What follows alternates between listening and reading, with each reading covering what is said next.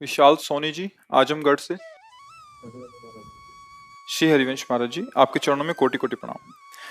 गुरुदेव, हमारा छोटा सा आभूषण का व्यवसाय है। कुछ लोग किसी मजबूरी में अपना आभूषण बेचना चाहते हैं जिसमें भगवान की मूर्ति बनी रहती है या प्रणव लिखा रहता है। ऐसे आभूषण खरीद सकते हैं क्या? किन्हीं कारणों से, क्योंकि पुरानी मूर्ति है, उसे गलाने के बाद दूसरा आभूषण बनाया जा सकता है। ऐसी स्थिति में दुकानदार क्या करे महाराज जी?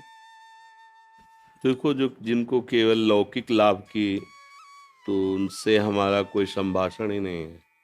लेकिन यदि आप यहाँ आए हो तो इसका मतलब आप कहीं ना कहीं भगवत कृपा पात्र हैं। तो जिसमें प्रभु का श्री विग्रह बना हुआ है उसे हम स्वर्ण में गलाएं और अपने को सनातन धर्मी कहें, मुझे नहीं लगता बहुत बड़ी हानि है। कोई भी बताओ, आप अपने प्यारे की छवि को आग में झोंक सकते हो क्या? जिससे प्यार हो उसकी फोटो, हमने तो स्कूल पीरियड में देखा बच्चों को, जैसे नहीं, पर्स में अगर दूसरा छीन भी ले, देख भी ले, उसको पीटने की कोशिश करता था। मतलब हमारा वो पर्सनल प्यार का विषय है, आप उसे दे। तो हमारे आराध्य देव की छवि, आराध्य देव के धातु के श्री विग्रह मान लो, अब उनको हम गला सकते हैं। व्यापार, सांसारिक लाभ, ये तो तुम्हारे चिंतन में होगा, लेकिन इसका जो स्वरूप है वो क्या होगा? आप केवल एक व्यापारी हैं। व्यापार किसके लिए? धनोपार्जन के लिए। धनोपार्जन किसके लिए? जीने के लिए। तो जी किसके लिए रहे हो? भोगों के लिए। फिर तो फिर तो कोई प्रश्न ही नहीं बनता। अगर प्रश्न बनता है तो फिर हम ऐसा नहीं कर सकते। हमारे ठाकुर का विग्रह हो और हम उसे आग में गलाएं, ये अपने से तो, अपनी सलाह में नहीं। मनमानी कुछ भी करो, सलाह में नहीं। मुझे ऐसा लाभ नहीं चाहिए। और उपाय करेंगे और कर ले, लेकिन भगवत विग्रह बना हुआ है। मतलब वो श्री कृष्ण रूप है या राम रूप है या गणेश रूप है या गौरी या लक्ष्मी रूप, कुछ भी रूप रखा हुआ है और बड़ा लाभदायक है, क्योंकि वो पुराना सोना हमें दे रहा है तो काफी हमें प्रॉफिट हो जाएगी। हमारी दृष्टि में क्या नजर आया? केवल सोना ही तो नजर आया, लौकिक लाभ नजर आया। लेकिन सोना जो तुम समझ रहे हो वो नहीं है। जो है उसे तुम समझ नहीं पा रहे, और जो है वही लाभ देगा। ये तो सब करोड़ों अरबों रुपए कमाए और एक झटके में रोड में फैल गए, मैं, गाड़ी, परिवार सहित सब। कर्म बिगड़ जाते हैं, कर्म बिगड़ गए। अब एक आदमी तलवार से लेकर हमारे विग्रह को काटता है तो हम उसको विधर्मी और कोसते हैं, कहते हैं नीच। हमारे भगवत विग्रहों को समझ रहे ना हमारी बात? और वही हम उसी भगवत विग्रह को थोड़े से लाभ के लिए अग्नि में गलाते हैं, तो हम में उसमें क्या अंतर रहा? आप हमें बताओ, कोई अंतर आप मानेंगे है? कोई अंतर नहीं तो है। प्रभु, बस हम यही आपको समझाना चाहते हैं कि कम लाभ, धर्म में जीवन, नमक रोटी, सुखी परिवार, आनंद में जीवन। ज्यादा धर्म विरुद्ध आचरण, वो फिर हानि हो जाएगी। वो बहुत विचित्र खिलाड़ी है, ऐसे खेल खेलता है जिनका हिसाब हमारी समझे में नहीं आता है। बहुत विचित्र। या रहस्य रघुनाथ कर वेग न जाने कोई। जैसे हमारे सामने राधा नाम लिख दिया जाए तो कहा जाए पैर रख करके नांगो, नहीं तो तुम्हारा गला काट देंगे, तो हम गला कटवा लेंगे, पैर थोड़ी रखेंगे, क्योंकि मेरे आराध्य देव का नाम है। नहीं, तुम्हारा गला काट। एक फूल की पंखुड़ी अगर प्रभु के श्रीअंग के आभूषण में बनी हुई है और वो गिर गई, अगर वो हमारे, तो हम पहले उसे ढूंढेंगे, उसे उठाएंगे, तो हृदय जलेगा, धोखे से न छू जाए। एक पुष्पदंत नाम के भगवान शिव के बड़े पार्षद हुए हैं। तो भगवान शिव के लिए एक राजा की पुष्प वाटिका से सुंदर सुंदर पुष्प रात्रि में ले जाते थे। तो राजा को पता चला कोई ऐसा अव्यक्त चोर आता है जो सारे फूल बगीचे के ले जाता है, सुंदर कमल, सुंदर ऐसे। तो उन्होंने विद्वानों से बात की, ऐसा कौन चोर हो सकता है? कि जो अव्यक्त रूप से आता है बल्ले के बाहर सब पूरी फौज लगी हुई, तो उनका है कोई दैवी शक्ति संपन्न है, और दैवी शक्ति अंतर ध्यान हो जाना, प्रकट हो जाना, ये तो उनका उसको कैसे पकड़ा जा सकता है? बोले भगवान विश्वनाथ जी के, काशी विश्वनाथ जी के प्रसादी बिल्व पत्र फूल बगीचे में फेंकवा दीजिए, पैर पड़ते ही सारे पुण्य नष्ट हो जाएंगे और पकड़ा जाएगा। ऐसा ही किया गया, जी किया। तो अब उनके सामर्थ्य नहीं अंतर ध्यान होने की, तो शिव महिमा स्तोत्र उसी समय उन्होंने रचा और उसी समय गान किया, तो ये सारी सामर्थ्य आ गई, ये अंतर ध्यान हो गए। कहीं ना कहीं तो जो आपके सामने आए हैं गणेश गौरी या जो भी भगवान नाम रूप, वो आराधना में रहे होंगे, कभी ना कभी तो रहे होंगे, ऐसा तो नहीं कि रखे केवल रहे। और वो आप गलाएंगे और आप जानते हैं ये कौन है। मुझे नहीं लगता कि ये कहीं धर्म है या कहीं भी समझदारी है। इसलिए मेरी तो प्रार्थना यही है कि भले आप नमक रोटी खाओ और स्कूटी से चल लो, तो धैर्य पूर्वक पर पवित्र भाव से जीवन निर्वाह, ये हमारी तो सलाह यही है कि नहीं करना चाहिए। अब फिर जो भाई करें, व्यापार प्रधान उनका है, वो गणेश गौरी तो देखते नहीं, सोना देखते हैं, नहीं भाई स्वर्णकार क्या देखेगा।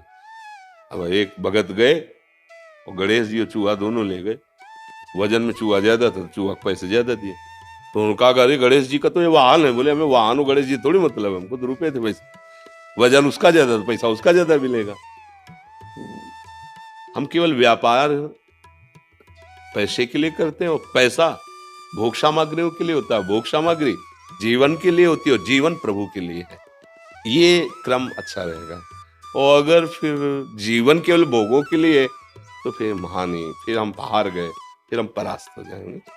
देख लो, धर्म में चलना कठिन होता है और दिखाई दे रहा है कि 50,000 की प्रॉफिट है, और नुकसान आपको नहीं दिखाई दे रहा है। नहीं नहीं, हम नहीं लेंगे, हम नहीं, ऐसा किसी और को हमारे यहाँ नहीं बिकेगा, हमारे यहाँ ये गलेगा नहीं, ऐसा भाव रखिए। तो भगवान देख रहे हैं ना, और उन्होंने अपने एक संकल्प में अनंत ब्रह्मांडों का सृजन कर दिया। जब आपको धनी बनाना होगा ना, तो सेकंड थोड़ी लगेगा उनके लिए। आप कितनी भी मेहनत करो, गांव की कहावत है कि जब देते तो छप्पर फाड़ के देते, नहीं कहते, ऐसा ही कुछ है उनका खेल। विश्वास करो उन पे, नाम जप करो, धर्म से चलो, सुखी रहोगे, शांत रहोगे, आनंदित रहोगे। आजकल देखो ना, पोस्टर में भगवान की छवि छाप दी, जरा देखना, और नाम लिख दिया और क्या क्या भगवान, और ऐसे गली के ऊपर लगा दिया। अब वो पोस्टर फट करके नाली में पड़ा है। ठाकुर भी पड़े हैं और उनमें गुरु जी की भी छवि है, उसमें नाम भी है। मतलब कहाँ हमारा धर्म है, समझ में नहीं आ रहा है। जिनको हम सिंहासन में विराजमान करते, वो नाली में पड़े हैं, वो लोगों के पैरों के नीचे आ रहे हैं, इसलिए तो बुद्धि भ्रष्ट हो जाती है। कहाँ परमार्थ का मतलब, आराध्य देव की छवि आराध्य देव यार, तमाकू की पुड़िया पे आराध्य देव की छवि, भगवत स्वरूपों को थैले में, लिफाफों में, ब्याह के कार्डों में। अब ब्याह का कार्ड तो ब्याह ही किस तारीख को ऐसे फेंक दिया, और उसमें प्रिया प्रीतम बने, उसमें शिव उमा बने हैं या सीताराम जी बने, वो सब तो क्या होता है, सारे सुकृत नष्ट हो रहे, बुद्धि भ्रष्ट हो रही। समझ पा रहे हैं?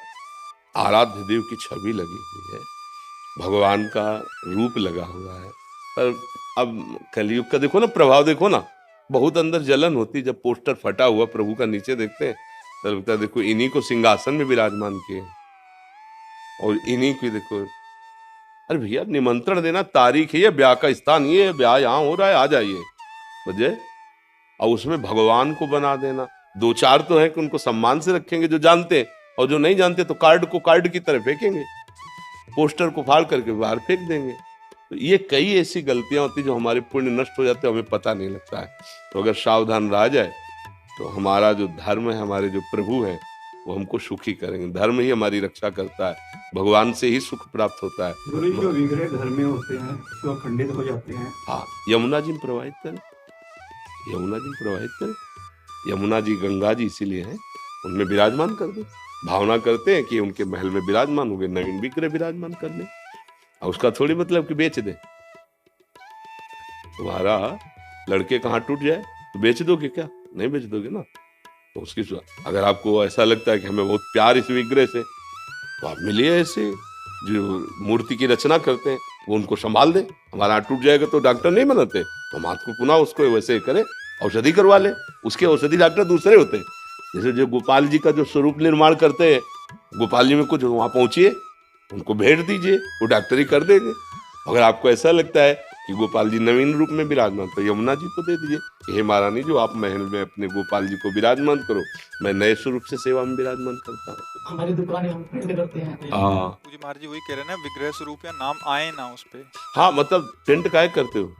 दुकान उनकी प्रिंटिंग प्रेस है। के कार्ड वगैरह आगे कार्ड हो गए। हाँ, तो अब हम तो भाई यही कहते हैं, हमारी बात कोई मानेगा? हमारी तो जो भावना है ना सुख प्रदान करने के, आप बताओ, आपसे हम पूछते हैं, अगर आप रामकृष्ण हरि किसी को मानते हो और आपके हाथ में उनकी छवि हो, तो आप कहाँ उसको विराजमान करोगे? कहीं ऊंचे पे बैठाने की सोचोगे ना, फेंक थोड़ी दोगे। अब कार्ड में क्या सम्मान होता है प्रभु का? बोलो क्या सम्मान? उसमें प्रिया प्रीतम बना दिए, या प्राय ये देखे सिया राम जी बना दिए, वरमाला पहनाते महादेव पार्वती जी बना दिए, या गणेश भगवान बना दिए, तो ऐसे ही। तो कहीं ना कहीं हमारी, या तो मानो मत ये भगवान है, तो फिर भगवत विमुख हो, तुम्हारी बात अलग। अगर मानते हो तो ऐसा कैसे कर सकते हो तुम? अगर हमसे कोई कहा है ना का कुछ लिखने के लिए, जैसे आदेश कवि, तो वो ही अक्षर लिखा है जितना बोलना है, आप वहां चले जाइए, मौन है जैसे ना, ये हमारा प्रार्थना है बस, ना ऊपर राधे और न कुछ नहीं।